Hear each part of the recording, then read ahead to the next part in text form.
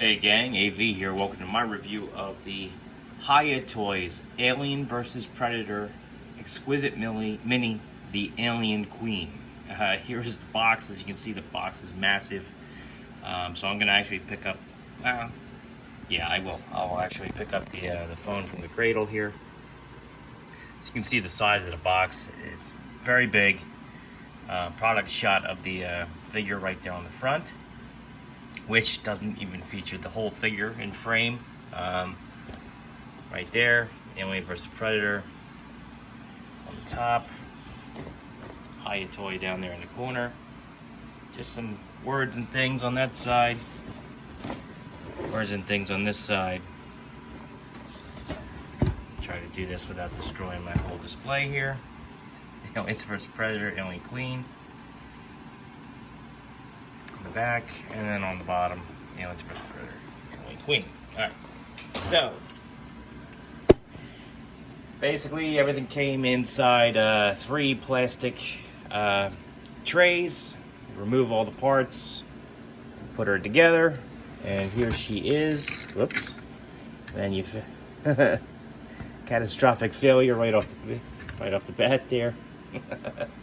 Alright, so anyway, here she is. Very cool, because she is front heavy and her legs don't really support her weight. They do give you this clear display stand for her, as well as these figure stands. Now I actually have an extra one here off the side just to show you what these are. These are the same figure stands that you get with the regular figures. They have a single foot peg, some painted effects on the front, and then on the bottom you use these H-shaped brackets to mount them together. It's a very cool idea, and I love that, because the more figures you get, the more you can flesh out your shelf and make it look like they're actually walking on a floor. It's pretty cool. And it works great with this figure. The larger figures usually come with 4 of them. They fit together. That clear stand fits right on top of one of the foot pegs. It works great. I will say this right off the bat. This is not a repaint of the Aliens Queen that we've gotten previously. This is the Alien vs. Predator version of the Queen, and it does have, from what I can tell, like maybe 90% brand new parts. And I will demonstrate that in a second. But because I have the figure out and she's precariously balanced on this thing already, I'm going to start with size comparison and work our way up to the other Alien Queen. So we're going to start off with your typical 3 3/4 inch figure, Snake Eyes. Here he is. This is a 1982 version, 3 3/4 inches tall. So you can see how she measures up to him. Same can be said for the modern vintage collection of Star Wars figures. They also stand at 3 3/4 inches tall. More modern G.I. Joe figure, Dollar General Cobra Trooper. Who's closer to 4, but not quite. Here is a true 4-inch figure, Boss Fight Studio Blank. Marvel Universe Captain America.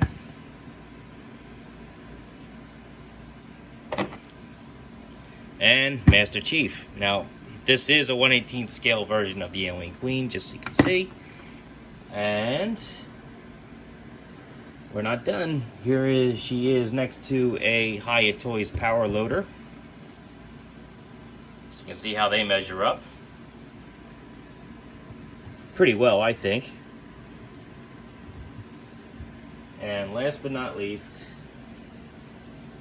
we'll bring in the other Alien Queen so you can see the differences. Take the phone off the cradle again. So as you can see right off the bat, I mean, the crests are noticeably different. The color scheme is noticeably different, of course. This is with the blue and gray kind of tone. This is definitely just a flat black. A lot of the parts were actually painted onto transparent plastic. It's most noticeable with the head. If you look at the teeth are very clear plastic. and the actual black is painted on over top of the rest of the head. Very subtle paint scheme on the newer version. But again, you can see the hands are different, the arms are different, the hips I noticed are a lot wider on the Alien vs. Predator version as opposed to the Aliens version. So the Alien vs. Predator Queen is definitely a different sculpt. You're not just buying the same figure with a different paint scheme. Let's get her off the frame here. Go into her finer details. I apologize for the shaky camera. This is not an easy thing to review. She's huge, so. And I've got the display in the background and everything else, so. Alright, so right off the bat, she does have a wire in her bendy tail. However, it may just be my example, but the wire seems to stop like right about here. So unfortunately, I don't get any bend here at all, which is a little unfortunate. But the wire is in there. Take her off the base now. Wire is in there, and it will hold a pose. It's just not as prominent as it was on the other one, in my opinion. These spikes on her spine here were actually attached in the box. On the other version, I had to install them manually. So that was a nice touch. You can see there's like a blue hue to the figure. So even though she's black, she definitely has a nice paint scheme on her. The double jaws right here are removable. Take that out of there. Have a closer look at that. This is an actual accessory. And yes, she has an underbite. Your first instinct is to plug it in this way, but it has to plug in this way because hopefully it comes across on camera there. The notch is actually keyed to only fit in a certain way. The same is true for the retracted double jaws. These are the ones that obviously are supposed to sit in her mouth when she's not extending them, so that you can open and close the mouth. Have closer inspection of the figure some more. Very nice sculpt on her, as you can see. Very, very detailed everywhere you look. Her abdomen and all. Very intricately sculpted. Very nice. The spikes on her spine here are of a very forgiving plastic, very bendy, even the ones not part of the actual tail. These spikes also pretty bendy, although they're a little stiff on this one.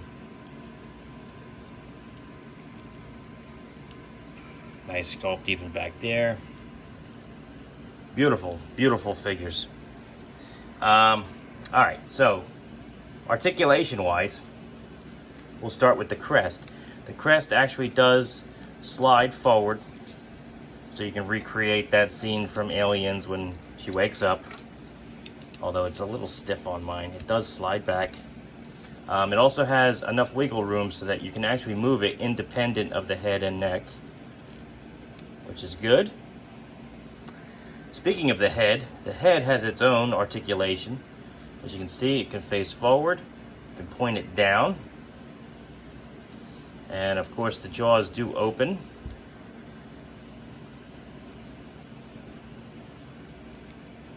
The neck gets a little twist there, the back of the head. A little side to side too. Here at the base of the neck, you also get some more motion. It's a little hindered because of the shape, but you can point it down about that far, up about that far. You get a little wiggle side to side. But mostly it's the combination of that and the crest and the head to actually turn the head. You're not going to get a very extreme angle out of the neck, unfortunately. That's just the way the figure is designed. While I'm touching them to get them out of the way, you have the extra set of chest arms here. They are only articulated here at the chest where they ball joint in. I would like to see something at the elbows, but we didn't get that yet. The arms, very good articulation on the arms. So you got a hinge so they can move in and out. They also have a butterfly kind of joint here so they can go forward and back. They of course do a full 360. Elbows can bend, well, they can flatten out first of all, and they can bend almost 90 degrees, but not quite. They also have a rotation there at the elbow, so you can spin them all the way around. Hands are a place you want to be careful because it's a very small ball joint that connects the hands, and it is a point of well, it's a point that's fragile on the figure, let's put it that way. So you want to be careful with that. If it's stiff, make sure you heat that up, as well as the elbows. This is a Hiya toy after all. I've said that to nauseum in my other reviews. Let's see, her individual spines here are connected via a ball joint, and they are very posable because of that. You can move them all over the place to get them out of the way of the crest, or just have them as menacing looking as you want. They also, because of the ball joint, do rotate a little if you'd like to move them that way as well. She has an abdomen joint here, but again, just like the neck, it's a little hindered because of the shape of the figure. So you're not really going to get a huge bend out of it, like down about that much, up about that much, really not much at all. You do get a good spin out of it though, and there is some wiggle, as you can see. Hips, she got very good articulation at the hips, just like the arms.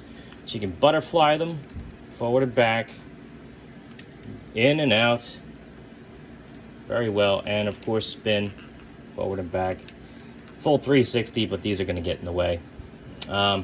She got two sets of knees. She got the knees here, which can almost flatten out, bend, and then rotate. And she's got this set of knees here, which can just about flatten out, bend, and rotate. And then she's got one final piece of articulation down here at the base of the foot, rotates about like that. Now, she does not have the high heel design that the other alien figure have, if you notice. So this is her foot, that's it. She does have foot pegs, so she can be pegged into that base as well as that forward support to give her some good stability while standing. But as you can see, unless you like anchor the tail somewhere, she's not going to stand without that. She is going to lean forward. She is just a very front-heavy figure. It's just the way she was designed. Let's get this tail wrapped around this, just so I can get her standing for a second here. Alright. So, as you can see, I mean, very, very cool figure. I do highly recommend her. Very, very cool. If you don't already have an Alien Queen in your collection for the 1/18 scale, this is definitely a very cool one to consider picking up. I have a hard time deciding which one of these two is my favorite between this one and the Aliens Queen that we've gotten previously. I really do like the blue paint scheme on this one, and the more skeletal design of this particular one too is really nice. So it's a little tough for me to judge, but I think you'd be happy with either one depending on your personal taste. I mean, they're both excellent figures. They are Hiya toys. You are going to want to heat the joints up with a hair dryer before you really try to pose them, you know, because they do have a tendency to stick every once in a while, and the plastic that is used can sometimes be brittle, so you want to be careful. You want to heat them up, get them nice and rubbery before you apply any due pressure. But that being said, excellent figures, magnificent sculpts, beautiful paint jobs. I love the attention to detail, the posability. Articulation is phenomenal. They're awesome. I mean, these are exactly the type of figures that I wanted to fight my G.I. Joes when I was a kid. I mean, just fantastic figures. And they're going to look awesome on your shelf. Even if you're not like a hardcore 1/18 scale fan, I mean, just sticking this on your bookcase, I mean, it looked fantastic. Or even like on top of your entertainment center next to your movie collection. Fantastic. I really don't think you can go wrong with this figure at all. But anyhow, I got mine at Big Bad Toy Store. That is, I don't get paid to say that. I'm just letting you know where I found mine. And as far as I'm aware, they're still available if you're interested. So look that up on there. If you like this video, please check out my channel where you'll find a whole bunch of other 1/18 scale content, figures, vehicles, accessories from all different types of toy lines. I even dabble a little in the 1/12 scale, and I also have comic book videos up there as well. Please check the video description down below for links to my eBay store, my Whatnot page, my Shortboxed page, as well as the Plastic Underworld, which is a good place to find some army builders if you're into that. If you like what you find on my channel and you like the content that I provide, please like, share, subscribe, comment, all that stuff. I would be greatly appreciated. And as always, take care.